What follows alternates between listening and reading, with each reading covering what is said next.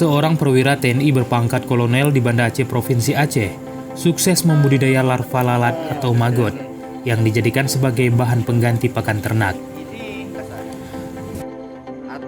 Selain dapat mengurangi dampak polusi akibat sampah, kini setiap harinya ia mampu menghasilkan 200 kg maggot.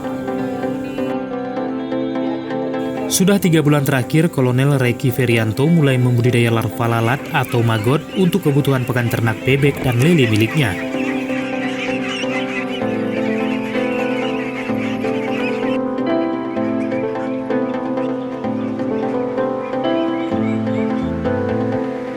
Kolonel Reki Ferianto yang juga Aslok Kasdam Iskandar Muda ini menyulap sebuah bangunan terbengkalai di asrama TNI Keraton Banda Aceh sebagai tempat membudidaya maggot.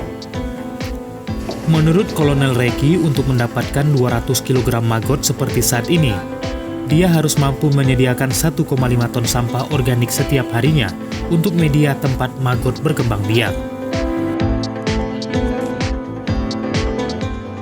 Dalam menjalankan budidaya maggot yang dipelajarinya secara otodidak di internet, Kolonel Reki dibantu 3 orang pekerja yang rutin memantau perkembangan maggot. Maggot yang dihasilkannya kemudian dijadikan sebagai pakan bebek dan lele peliharaannya. Menurutnya, dengan memanfaatkan maggot sebagai pakan ternak lele dan bebek miliknya, tidak lagi mengkonsumsi pakan olahan yang mengandung bahan kimia, serta lebih menghemat biaya produksi.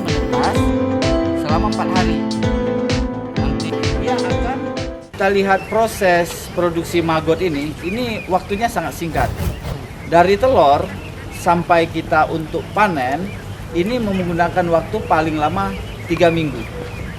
Kemudian di 21 hari itu sampai masuk ke minggu keempat, dia sudah bisa kita tetaskan lagi menjadi lalat. Dan yang menariknya, dalam 1 gram telur maggot ini bisa menghancurkan sampah organik selama 21 hari itu 15 kg. Berarti sampah-sampah bisa terurai dan ini tidak akan menjadi masalah. Berarti polusi udara akibat sampah bisa kita atasi. Kemudian komposnya bisa untuk pertanian kita. Saya sekarang sudah menghasilkan telur maggot di penangkaran lalat saya ini sebanyak 100 gram per hari. Berarti saya membutuhkan sampah organik untuk memberi pakan daripada larva-larva ini 1,5 ton setiap hari. Ya keluar nih Pak. Tidak keluar selagi Bagi Kolonel Reki, budidaya maggot juga telah berkontribusi dalam perubahan iklim. Pasalnya, sampah organik yang telah diurai dalam proses budidaya maggot juga dapat dijadikan sebagai pupuk kompos.